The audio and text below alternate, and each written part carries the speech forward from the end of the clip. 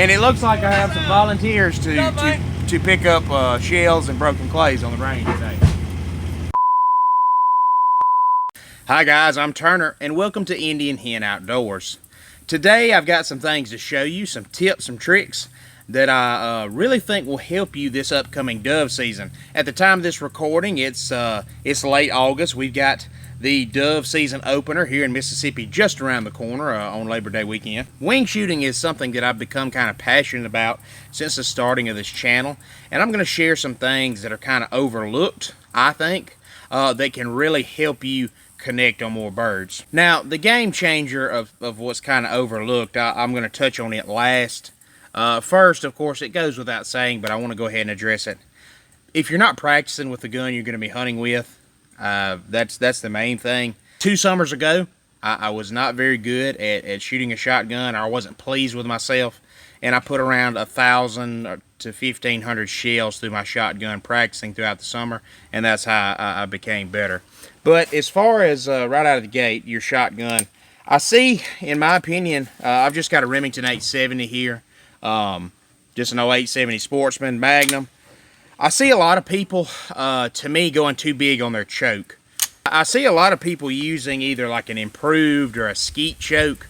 To me, that's never been enough. I don't have good luck with that. Some people, maybe if you're just clay shooting up close, but we want to be able to, hitting up close with a shotgun shouldn't be a problem if we've practiced enough.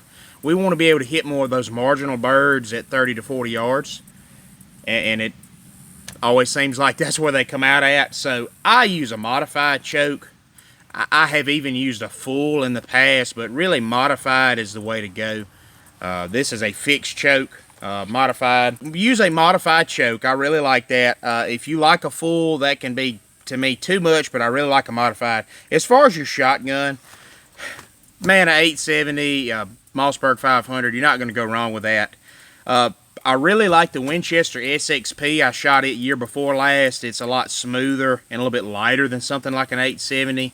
It really does the job, but a good 870 or a Winchester SXP, you can get in it, you know, around that $400 mark, maybe $450 for a little bit nicer one. And it's a really good, accurate shotgun. Not going to spend too much time on that. What I want to talk to you about is shotgun shells.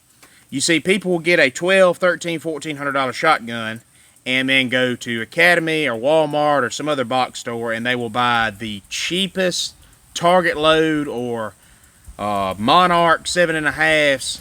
And what you need to look for in your shell, if you go back and look at one of our older videos, it's called The Proof is in the Pattern. And we really walk this out and break it down. I encourage you to go check that out. There's a lot of info there. It's a little bit wordy, but it's worth the watch. Something like a Monarch shell, which you can find in Academy, and it'll be labeled as a dove load.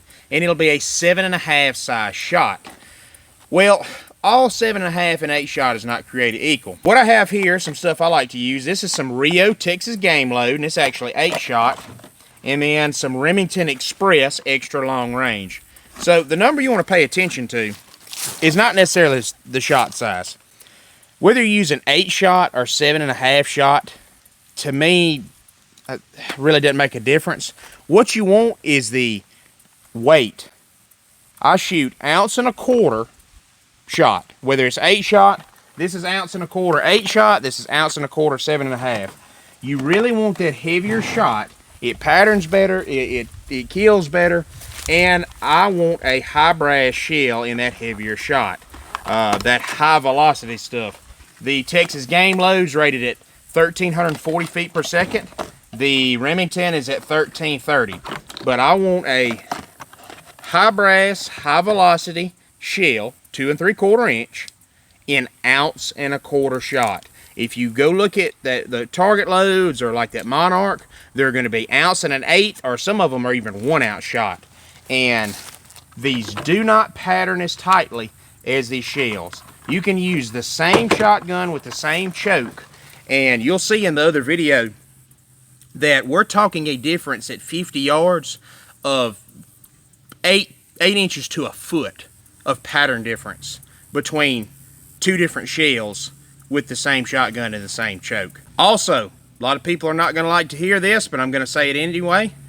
I don't care if you buy a $2,000 Browning or a $1,500 Winchester. Shooting anything under an ounce and a quarter is not going to cycle well in a semi-automatic shotgun. You really want that ounce and a quarter to alleviate some cycling issues. A good high brass shell, an ounce and a quarter, you're not going to have cycling issues.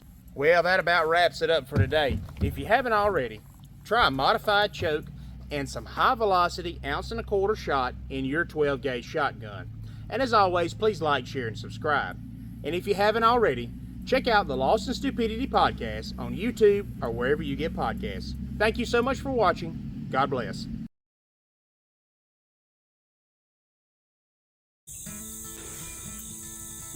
Who's shooting it? Oh, he smoked him. I don't think there's anything left of that one. A dove shattering kaboom.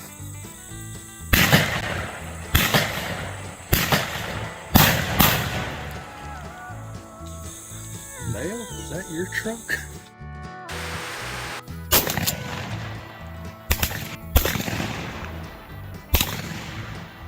The bird dog not very well trained. No.